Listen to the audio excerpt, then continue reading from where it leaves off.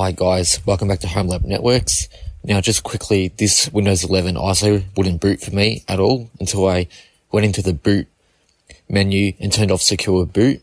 After doing that, I rebooted the machine and it launched straight away like it normally should. So if it doesn't work for you guys, make sure you try to turn off the secure boot and it should light up just fine. Thanks guys.